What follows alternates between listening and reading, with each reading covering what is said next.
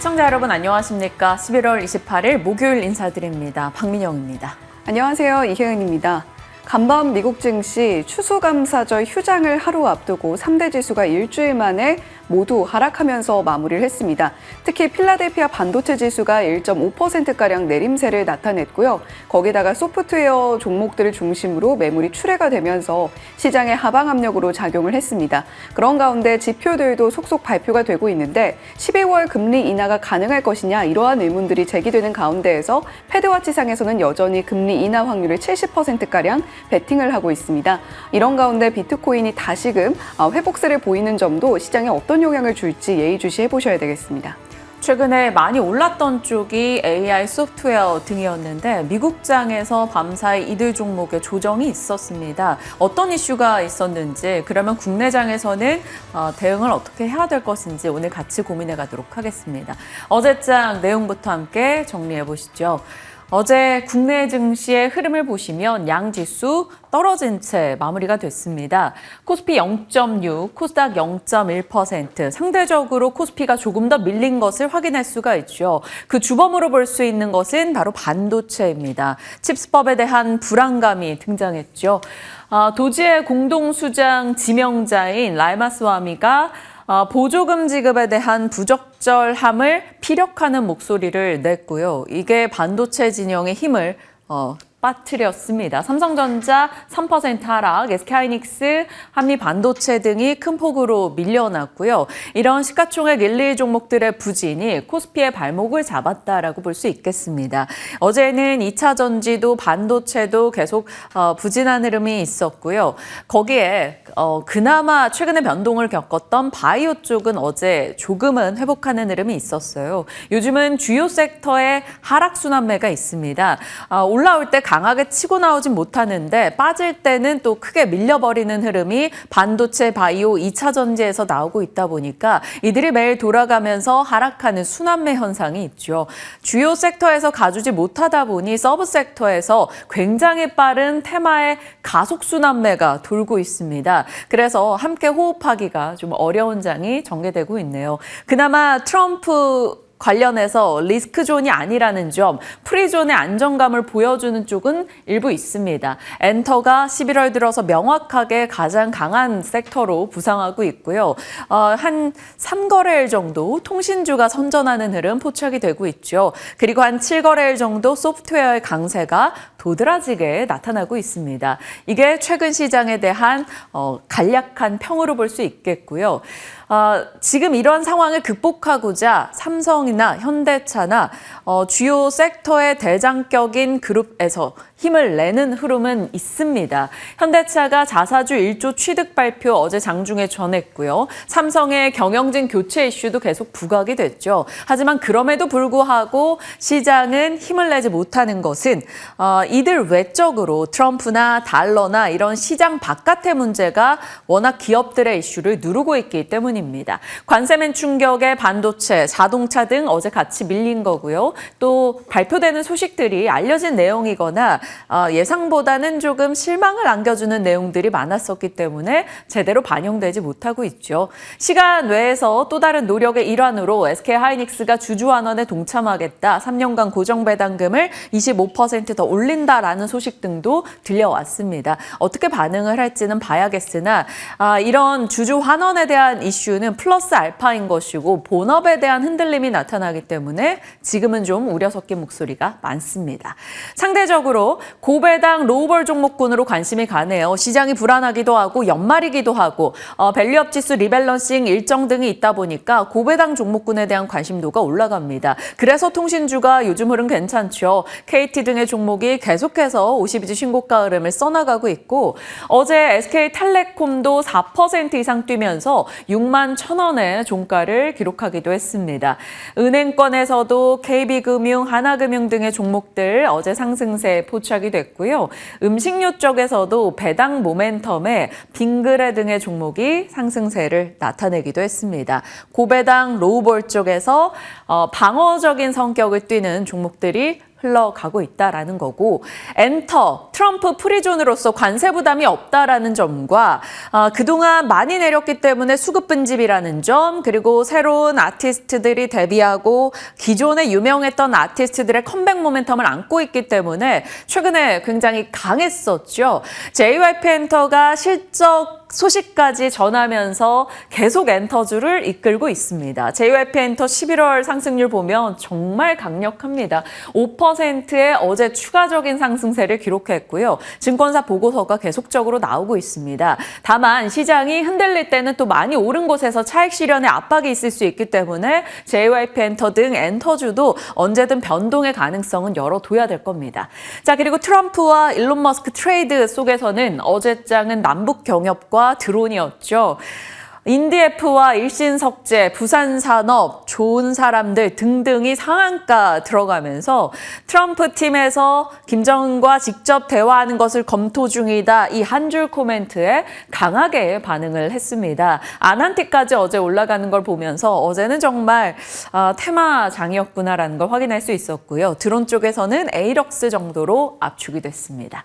어제 흐름이었죠. 앞서 제목을 침묵의 미덕이라고 달아놓은 것은 아직 트럼프 행정부가 시작되기도 전에 많은 이들의 입을 통해서 시장이 너무나 큰 변동을 보이고 있어서 그들이 조금 침묵해줬으면 좋겠다라는 마음을 담아 제목을 달아봤습니다. 자, 부상 속의 부상, 그러니까 시장이 이렇게 아픔을 겪고 있는 부상을 당했는데 그중에서 부상하고 있는 소프트웨어에 대한 얘기를 최근에 많이 드렸었죠. 빅테크를 비롯한 각 기업들이 IT 서비스 쪽으로 지출하기 시작했고 그것으로 수익을 거두기 시작한 점이 모멘텀이 됐고요. 트럼프의 AI 규제 완화 이슈, 그리고 미국에서 하드웨어 외쪽으로 소프트웨어가 잘 갔다라는 점에서 이들 소프트웨어 진영에 힘이 실리고 있다는 것을 지속적으로 말씀을 드렸었죠. 거기에 일론 머스크가 챗봇으로 질병을 진단한다라고 해서 의료 AI를 자극했고 어제 전해드린 대로 트럼프가 백악관의 AI 차르를 임명하는 걸 검토 중이다. 이런 소식을 전하기도 했습니다. 지금은 계속해서 소프트웨어 이슈가 부각되고 그 스토리에 대해서는 지금 지속적으로 말씀을 드려서 오늘 이 부분에 대해서는 내용 넘어가도록 하겠습니다. 좀 더 종목별로 보시죠. AI 적용의 시대 표에 이 종목 업데이트를 계속해서 해나가고 있습니다. 처음에는 여기 AI 인프라 솔루션에서 시작을 했죠. 엠로에서 루닛이 받아줬고요. 그리고 나서 음성 인식과 언어 번역 쪽까지 흘러갔고 클라우드웍스와 같은 무겁고 안 갔던 종목들까지도 갔습니다. 그리고 최근에는 통신주도 AI 적용 측면에서도 또 배당 측면에서도 볼 수 있겠죠. 점점 노란불이 들어오는 쪽이 많아진다라는 것은 시장에서 이쪽 종목군으로 빠르게 옹기 확산이 계속되고 있다는 것을 볼 수 있는 대목입니다. 그 가운데 이 모든 AI 분야에 다 들어갈 수 있는 기업이 하나 있는데 AI 소프트웨어 진영에 또 앞단에 서 있는 게 바로 네이버입니다. 네이버 8월 23일경에 시장에서 정말 관심을 못 받던 네이버와 이런 인터넷 종목들이 올라갑니다. 금리 인하에 대한 기대감 속에서요. 라고 말씀을 드릴 때 이렇게 표현을 했었어요. 동창회에서 오랜만에 만난 첫사랑과 같은 느낌이다. 왜냐하면 과거에 코로나 이후에 시장에 진입하셨던 분들의 첫사랑 종목일 겁니다. 네이버.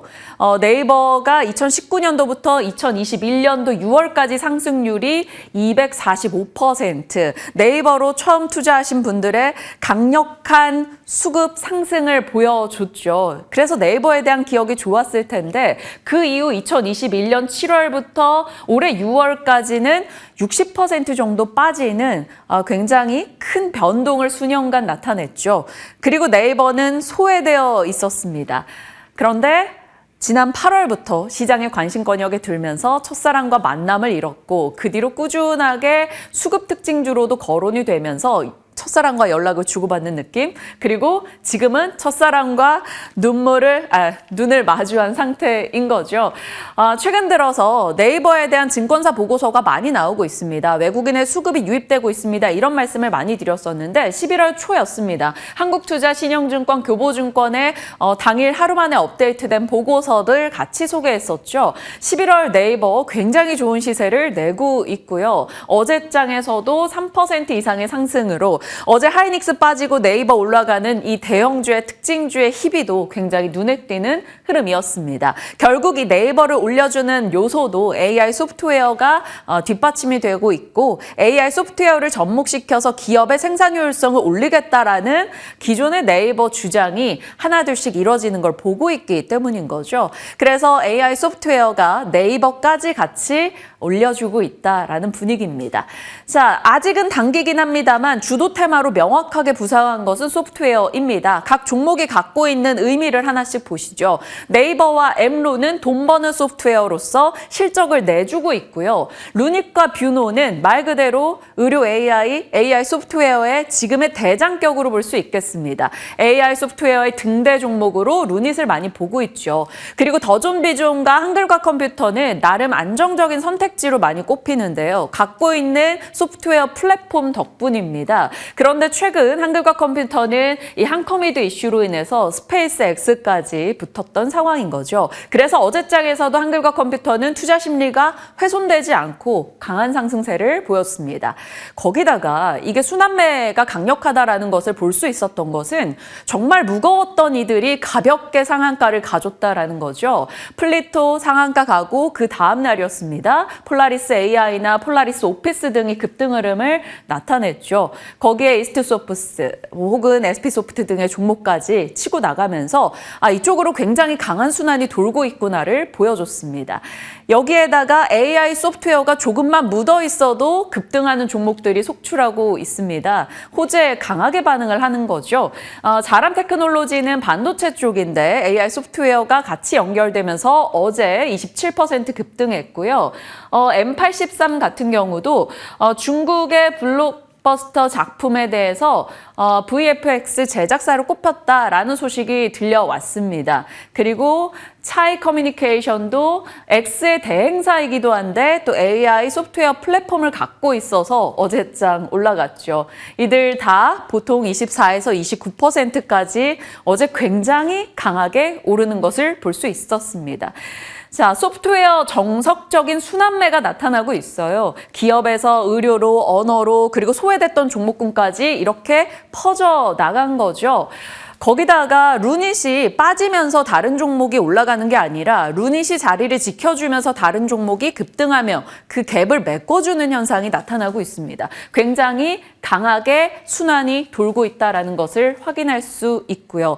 거기다 더블 모멘텀이 있는 종목들이 있죠. 폴라리스 AI 같은 경우는 구리노스입니다. 2002년도에 이제 상장이 돼서 올해 초에 폴라리스 AI로 사명이 바뀌었었죠. 어제 상한가 갔습니다. 이 종목 같은 경우는 AI 소프트웨어 종목이긴 합니다만 철도 쪽이 또 같이 연결이 되어 있기 때문에 남북 경협 혹은 재건 쪽으로도 같이 엮이면서 더 강하게 흘러가지 않았을까 생각이 드네요. 그러니까 더블 모멘텀이 있는 종목들은 그것을 명분 삼아 상한가로 올라가는 사례가 많아지고 있다라는 겁니다. 자, 이쯤 되니까 살짝 불안하기도 합니다. 몇 날 며칠 소프트웨어가 오르고 상한가 종목들이 속출하기 때문에 굉장히 강하다라고 볼 수도 있지만 언제든지 이 테마가 단기적으로 큰 변동을 맞을 수도 있겠구나라는 불안감도 자극이 되네요. 자, 생존의 명분 내러티브 편 최근에 말씀드렸던 내용이고요. 엔터나 로봇이나 소프트웨어가 지금 시장에서 왜 생존하는지에 대한 이야기였었습니다. 트럼프 프리존 혹은 트럼프 수혜 이슈가 같이 엮여있기 때문인 거죠. 그래서 AI가 적용되는 시대를 지금 보고 있는데 소프트웨어와 의료 AI가 강하기도 하고 어제장에서는 이 분야에서 로봇이 좀 의미 있게 올라가지 않았나 살펴볼 수 있습니다. 이 모든 분야에서 보이는 인물이 바로 일론 머스크죠. 일론 머스크는 극강의 효율성을 추구하고 있습니다. 인력을 쉽게 허투루 쓰지 않겠다라는 의지를 피력하면서 로봇이나 자율주행, AI 칩, 드론 등이 전부 다 무인화 이런 쪽으로 가고 있죠. 그 맥락에서 어제는 이 머스크가 기반이 되고 로봇주가 AI 소프트웨어의 확장의 측면에서 강하게 올라갔습니다.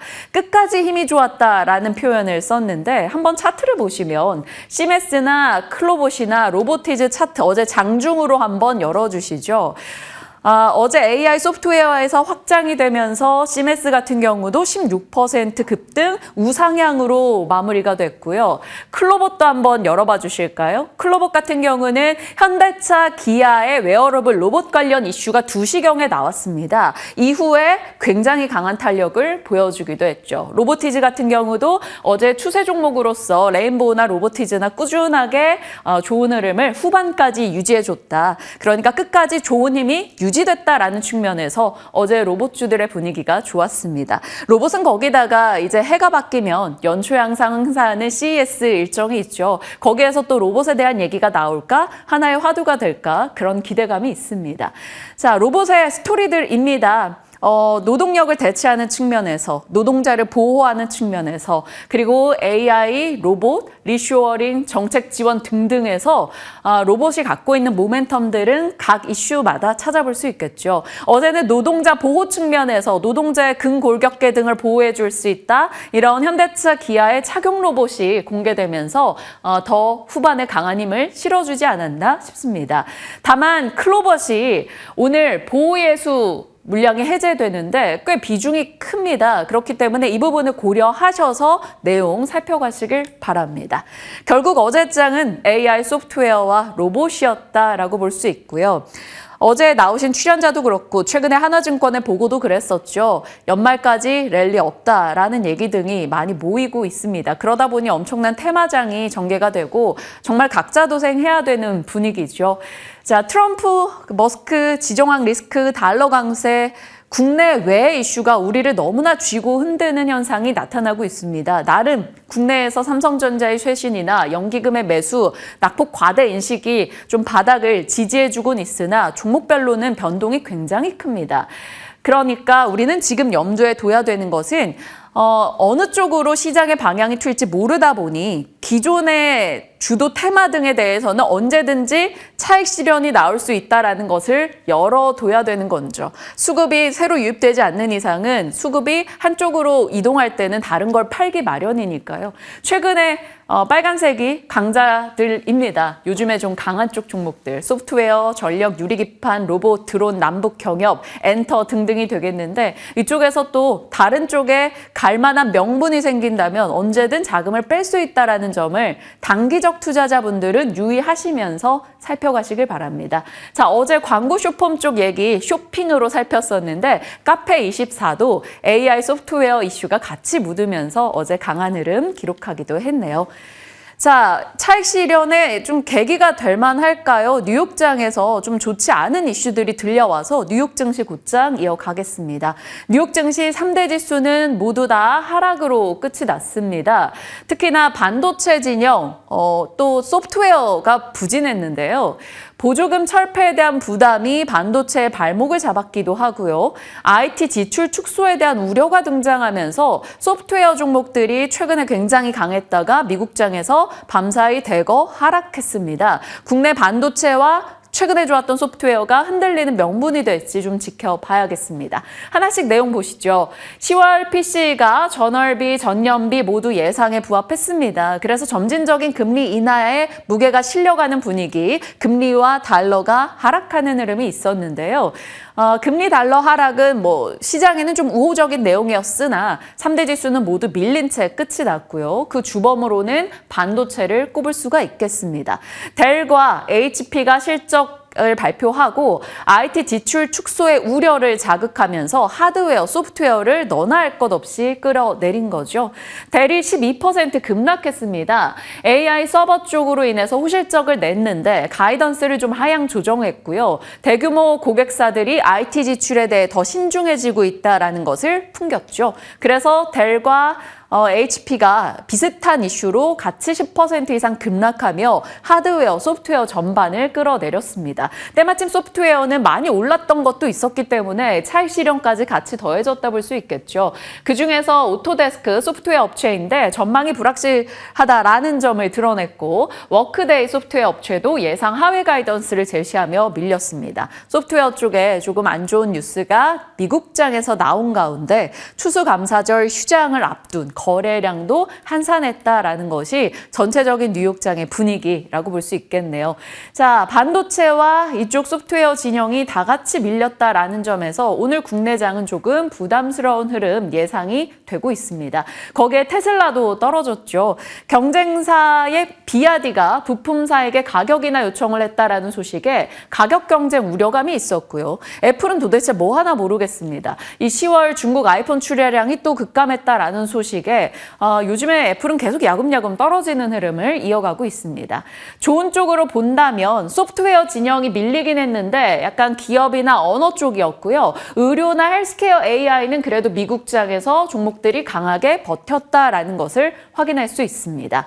그리고 UAM 종목이 최근에 1개월 상승률 보시면 아처 에비에이션이 150%, 버티컬 에어로스페이스가 60%, 굉장히 이쪽의 시세가 좋은 흐름을 이어가고 있죠. 밤사이는 언유주얼 머신이라는 종목, 중소형 드론 업체인데 하루 사이에 82% 폭등 흐름을 보여줬습니다. 어떤 이슈가 있었나 보면 트럼프 주니어가 자문위원회에 합류했다라는 뉴스가 들려오면서 이 종목은 급등이었네요. 그러니까 드론과 의료 AI 쪽을 제외하고는 전반적으로는 좀 하락의 색이 짙었다 이렇게 볼 수 있겠습니다. 그래서 박앵커의 연결고리 오늘장에 영향을 줄 만한 이슈들입니다. 반도체 진영 좋지 못했는데요. 미주어에서 레거시 디램 가격 재고 등으로 인해서 하락하게 될 것이고 서버형 디램도 그로 인한 상승이 제한될 것이다. 지금 엔비디아를 비롯한 반도체 진영, 규제, 관세 압박 등등으로 인해서 안 좋은 가운데 이런 분석이 더해지면서 내렸고요. 국내에서 또 삼성전자나 하이닉스가 어떨지 봐야겠습니다. 소프트웨어는 최근에 압도적으로 단기 주도 테마로 부상했던 가운데 미국에서 차익 실현이 나왔고 IT 지출 축소 우려감이 있어서 일부 종목들의 변동이 좀 커지지 않을까 걱정스럽고요. 로봇 쪽에서는 심보틱이 급락했습니다. 얼마 전에 이제 심보틱이 최근에 분위기가 좋다라는 점을 말씀드렸는데 연례 보고서 제출 마감일인데 제출을 못하게 되는 좀 개별적인 뉴스였긴 합니다만 이슈가 있어서 급락 35% 정도 밀렸거든요. 그래서 로봇 종목 중에 하나가 변동이 컸다라는 건 부담이죠. 그리고 드론 종목은 급등이었다. 이렇게 볼 수 있겠고요. 금리가 떨어졌는데 반도체나 기존에 강했던 종목들의 힘이 빠진다면 만약에 바이오 쪽으로 관심이 갈 수 있지 않을까라는 가능성도 수급적으로 열어두겠습니다. 왜냐하면 어제 장 후반에 이런 로봇이나 AI 소프트웨어 일부 종목이 약간 흔들릴 때 바이오 쪽에서 셀트리온, 리가캠 등의 종목들이 그래도 추세를 계속 유지해줬기 때문에 이런 수급적인 이동 흐름 단기적으로 보시는 분들은 같이 체크해 주시죠. 자, 그 밖에 연결고리 뉴스입니다.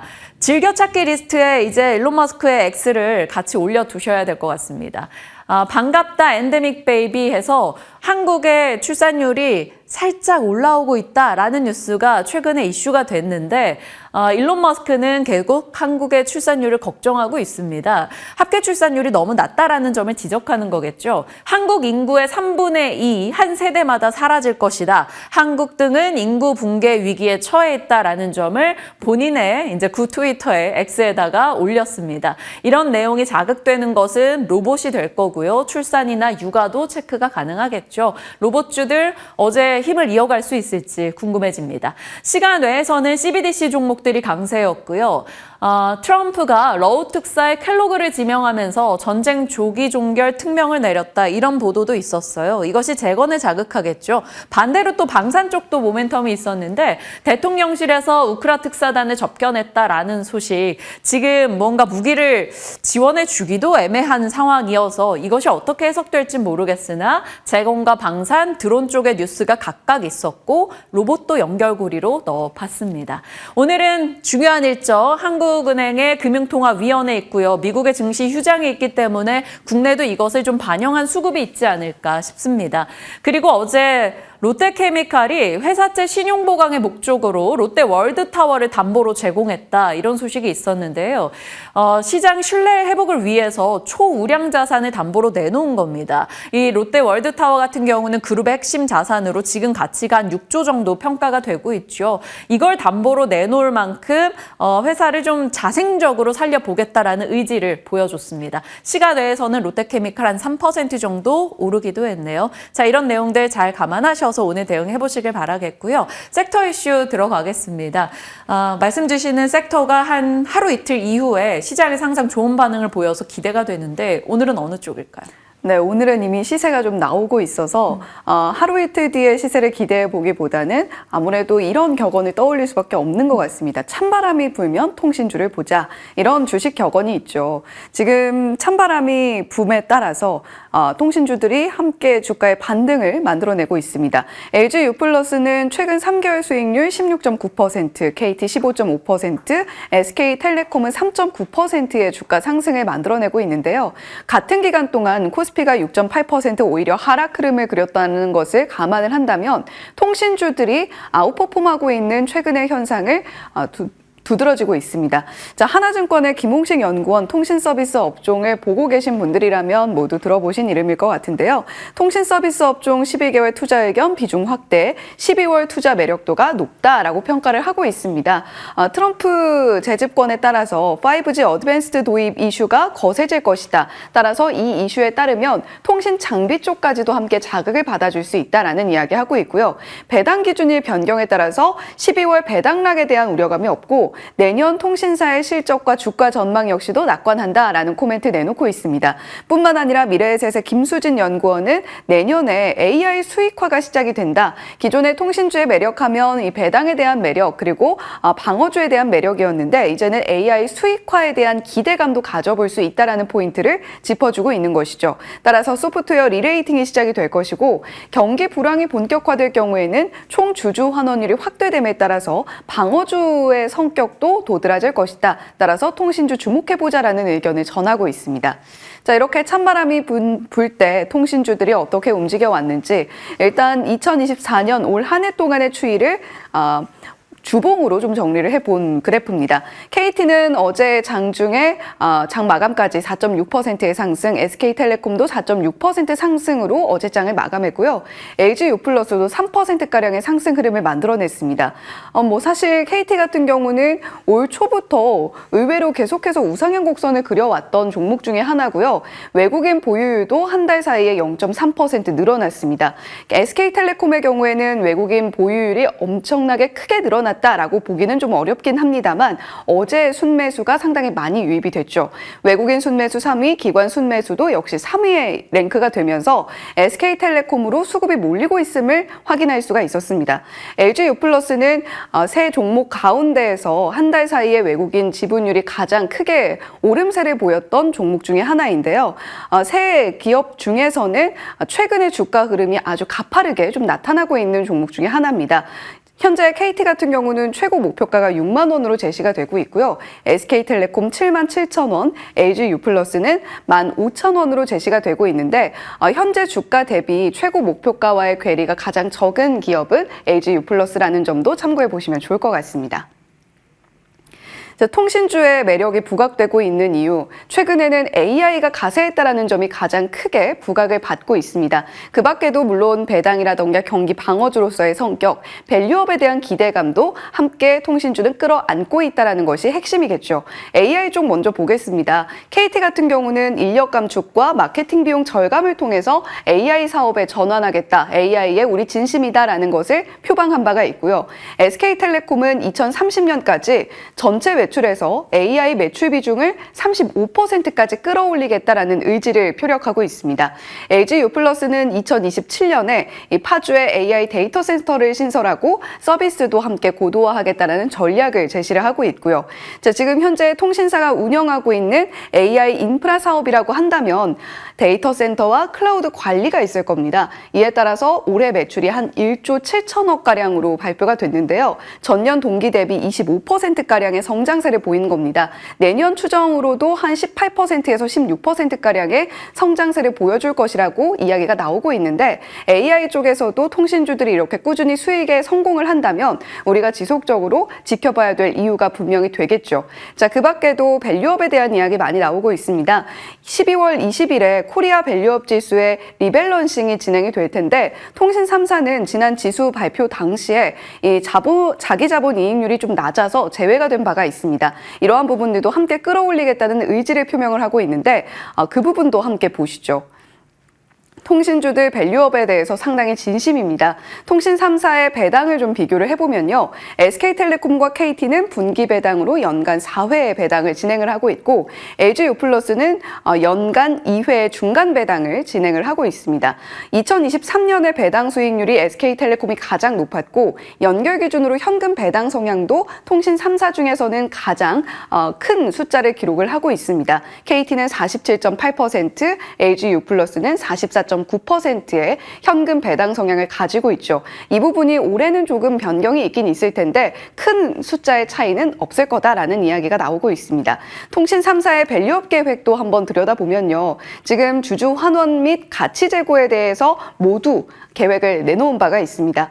SK텔레콤은 연결 기준 조정 당기 순이익의 50%가량을 주주 환원율로 제시를 하고 있고 LG유플러스는 그보다 10% 더 높은 60%를 제시를 하고 있습니다. KT 같은 경우는 2028년까지 1조 원 규모가량의 자사주를 매입하고 소각까지 진행을 함으로써 주주 가치를 제고하겠다라는 계획을 내놓은 바가 있고요. ROE 앞서서 지난 지수에는 ROE 기준에 미달해서 편입이 못 됐다라는 말씀을 드렸습니다.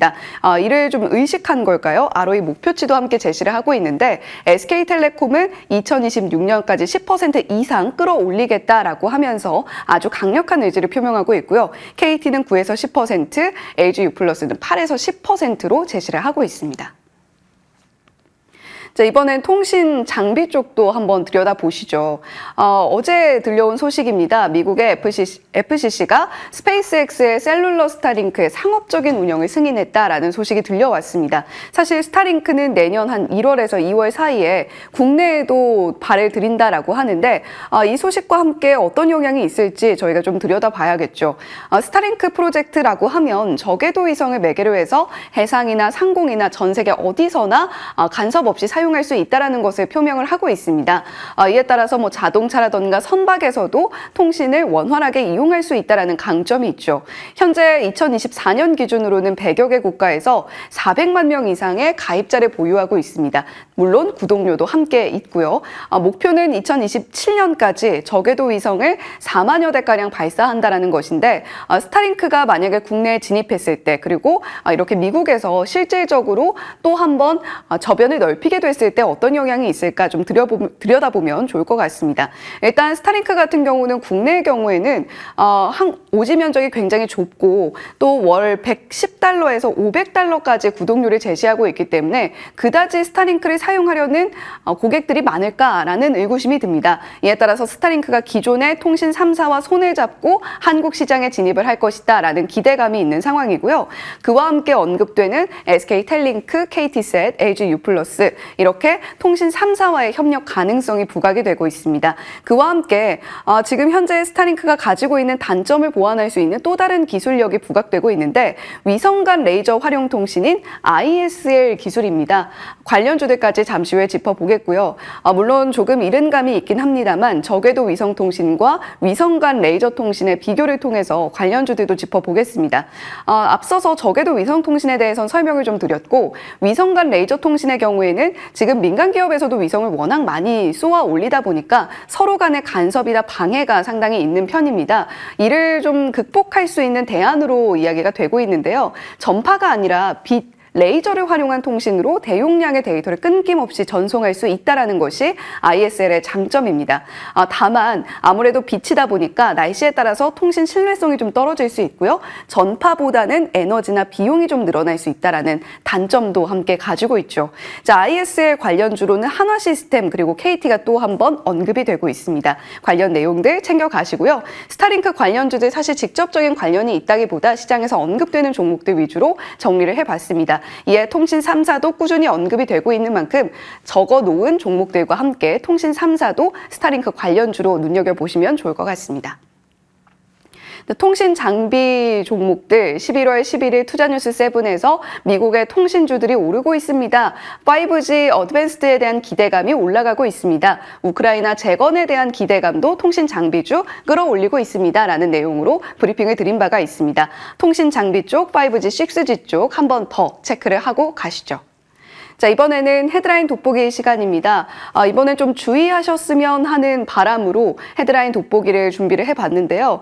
대기업 중에 20%, 그러니까 5곳 중에 한 곳이 돈을 벌었는데 이자도 내지 못하는 상황에 직면해 있다는 기사가 어제 보도가 됐습니다. 잠재적 부실 기업이라고 이야기를 하고 있는데 이자 보상 배율이라는 지표가 있습니다. 이 숫자가 1보다 작으면 영업이익으로 벌어들인 돈이 이자로 상쇄가 되지 않는다라는 것으로 해석이 되는데요. 3분기 기준 1 미만 기업이 약 20%로 집계가 된 겁니다. 총 52곳인데요. 영업 손실이 나고 있는, 그러니까 1 미만 기업 중에서 심지어 영업 손실까지 나고 있는 기업이 29곳이고 이 중에는 상장사도 있고 상장사가 아닌 기업도 있습니다. 함께 체크해서 보시면 좋을 것 같고요. 이자 보상 배율이 0 이상에서 1 미만인 기업들도 23곳이나 자리를 하고 있습니다. 다만 1 이상으로 개선이 되고 있는 기업들도 리스트를 받아볼 수가 있었는데요. 한국전력, HD현대미포, HD현대중공업과 CJ CGV 같은 경우에는 원래는 1 미만이었다가 1 이상으로 개선된 기업으로 리스트업해서 체크해 주시면 좋을 것 같습니다. 이 내용들 정리하시기가 엄청 고단하셨겠다라는 생각도 하면서 현앵커 브리핑을 들었습니다. 관련해서 이제 전략은 어떻게 세워야 할지 다음 분께 공을 넘겨보겠습니다. 지금부터 전략 챙겨가시죠.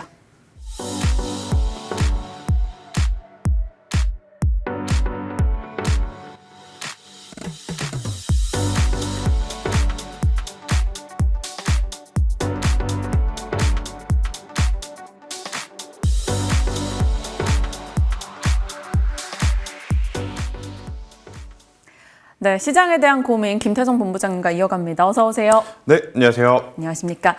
어제 출연자 한 분이 이제 저희 하나증권에서 연말까지 랠리 없다라고 얘기한 점은 어떻게 생각하시냐 했더니 본인도 동의한다라고 얘기하시더라고요. 김태성 본부장님도 동의하세요? 아니죠. 아니에요. 네, 저는 랠리 충분히 나올 수 있다라는 생각이 들어요. 그러면 어디서 나올 거냐에 대한 이야기들을 좀 많이 할 수밖에 없을 것 같은데, 왜냐 반도체 IT도 지금 중심을 못 잡고 있고, 그렇다고 해서 2차 전지가 계속해서 연속성을 띠는 것도 아니고, 제약바이오는 최근에 또 변동성이 많아지고 있는 상황. 저는 일단 시장 전체가 랠리를 보인다라기보단 트럼프와 일론 머스크 입에 좀 주목을 하면서 그에 따라서 영향을 받을 수 있는 종목군들을 연말까지 충분히 우리가 시세를 좀 즐길 수 있지 않을까라는 생각이 들어요. 그러니까 지수에 대한 상승, 지수 그런 것보다 저는 이제 섹터별로의 순환매에 조금 더 집중을 하자. 지금 얼마 없는 지금 수급을 가지고 순환매가 굉장히 빠르게 돌다 보니 사실 그 흐름만 잘 타면 굉장히 또 기회의 장이 되는 상황이기도 하거든요. 하지만 이제 많은 개인 투자자분들이 그 부분이 어렵기 때문에 자꾸 이제 소외받는다라고 생각이 들어서 조금은 어려운 흐름도 맞습니다. 하지만 저는 섹터를 미리미리 좀 공부를 해놓고 움직일 때 매매 전략을 좀 집중해서 한다면 저는 충분히 연말까지도 좋은 결과를 좀 낼 수 있는 시장이지 않을까라는 의견 드려보도록 하겠습니다. 네, 그러면 하나씩 이제 질문 드릴 내용으로 단서들 모아보겠습니다. 연말까지 좀 좋은 장이 되기에 지수상으로 사실 기대치가 낮은 게 삼전이나 하이닉스가 힘을 못 내서예요. 하이닉스 어제 많이 밀렸고요. 물론 시간 외에서 주주 환원에 대한 공시를 내기는 했습니다. 지금 SK 하이닉스 어떤 자리입니까?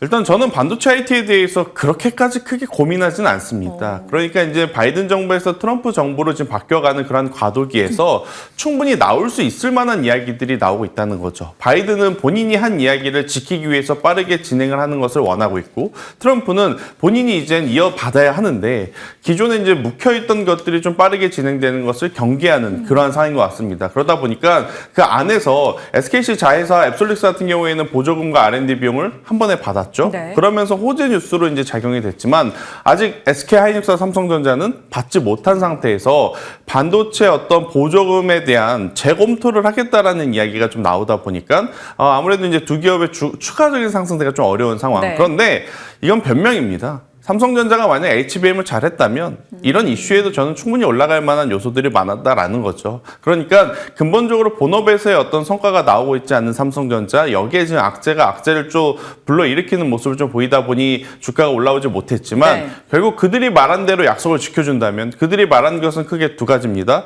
레거시에 대한 어떤 재고 관리, 그리고 이제 HBM에 대한 승인, 이러한 부분들이 좀 잘 해결이 된다면 저는 충분히 더 올라갈 수 있는 자리이기 때문에 저는 반도체 반도체 IT 투톱은 비중은 좀 다릅니다. 여전히 SK하이닉스 쪽이 7, 삼성전자가 3 정도의 비중을 가지고 분할 매수를 하는 게 맞지 않을까라는 생각이 들고 있고요. 대신에 이제 한 가지 좀 찝찝한 부분은 뭐냐면 트럼프는 또 팔이 안으로 굽는다고 자국 기업에 대한 평가는 굉장히 후합니다. 네. 지금 HBM 기준으로 보면 SK하이닉스에 대한 이야기보다 마이크론에 대한 긍정적인 이야기들이 많이 나오고 있어요. 마이크론의 시장 점유율이 조금씩 올라간다면 우리나라 기업들에게는 또 부담이 되는 거 아니야 라고 생각을 할 수는 있지만 저는 SK하이닉스가 여전히 독보적인 시장 점유율을 가지고 있고 삼성전자가 여기에 또 투입이 된다라고 하면 이 부분은 자연스럽게 없어질 부분이다라는 생각이 들고 있고 가장 우려되는 부분 레거시에 대한 가격 부분입니다.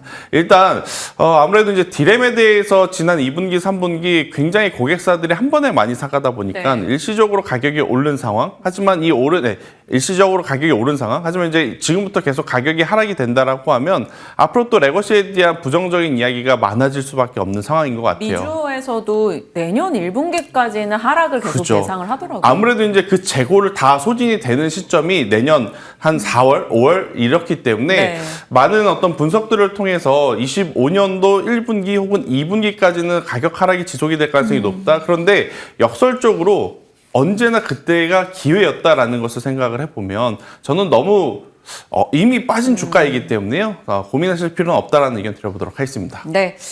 저는 큰 고민하고 있지 않습니다. 라고 시작해서 지금의 안 좋은 내용들임에도 불구하고 지금 분할 매수 충분히 가능하다라는 점 얘기 주셨고 하이닉스 7, 그 삼성전자 3의 비율로 여전히 하이닉스에 더 무게를 두고 계시네요.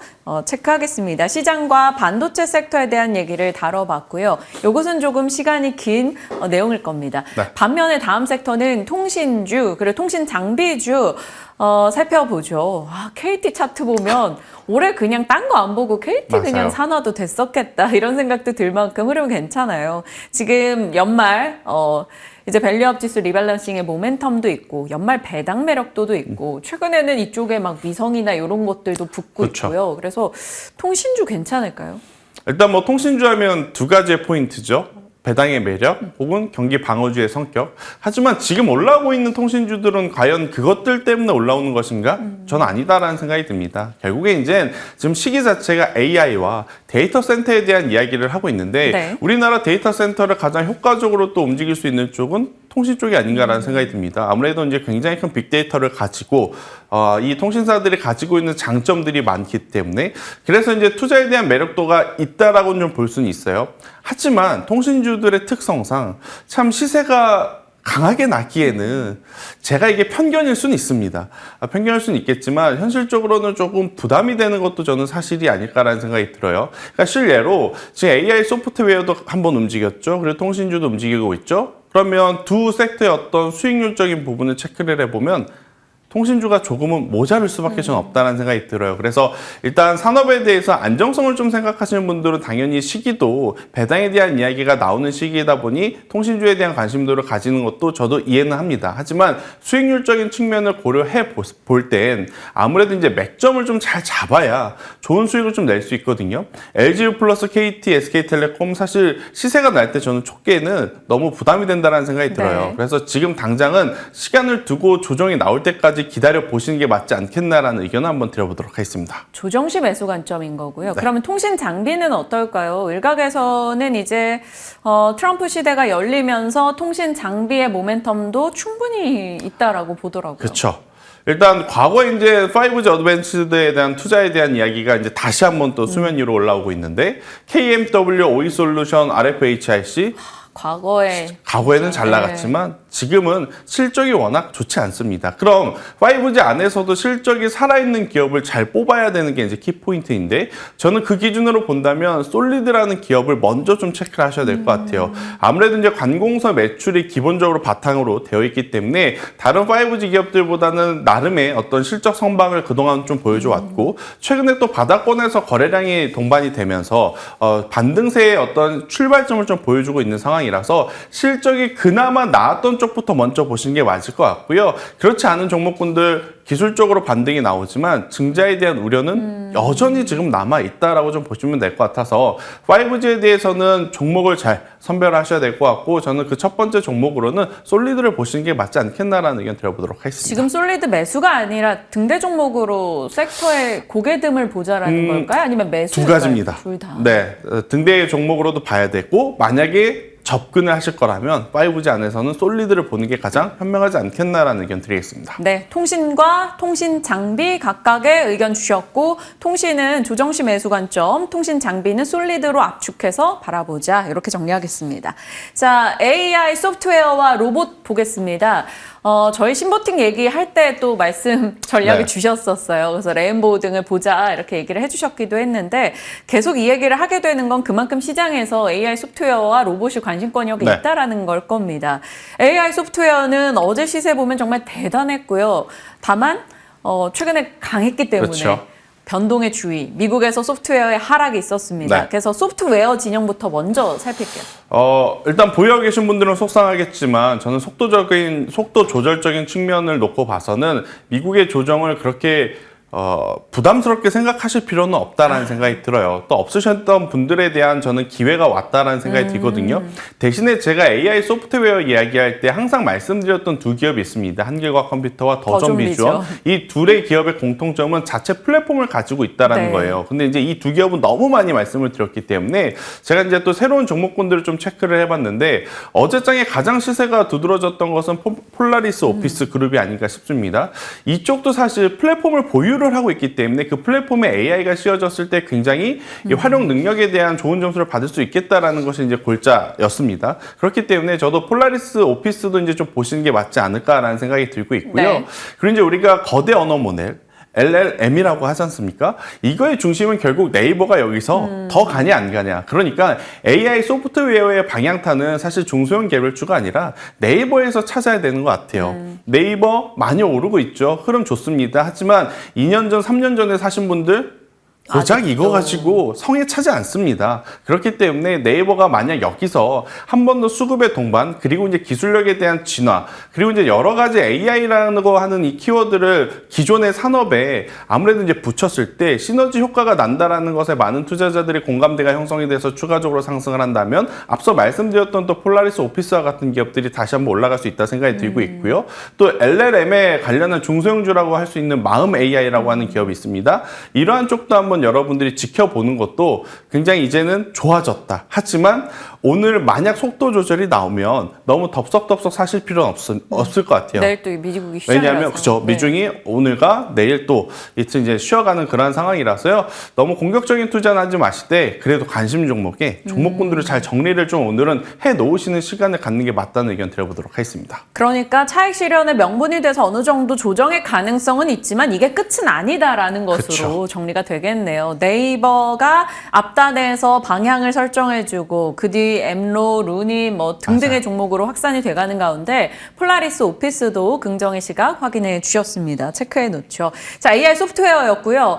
이제 오늘의 픽 종목이 보니까 로봇이어서 로봇도 같이 보겠습니다. 로봇이 어제 한 2시 전후로 해서 시세가 더 강해지는 흐름, 네. 하이제나 뭐 이런 종목들까지 다 그랬어요. 그래서 끝까지 힘이 좋아서 로봇 기대를 하고 있는 상황에 신보틱은 개별 이슈로 밀렸습니다. 네. 그래서 로봇 어떤 의견이신지 탑픽까지 주세요. 어제 이제 결국 장중에 2차 전지와 반도체가 고개를 들지 못하니까 로봇주의 힘이 조금 더 보태지는 모습이 나왔단 말이에요.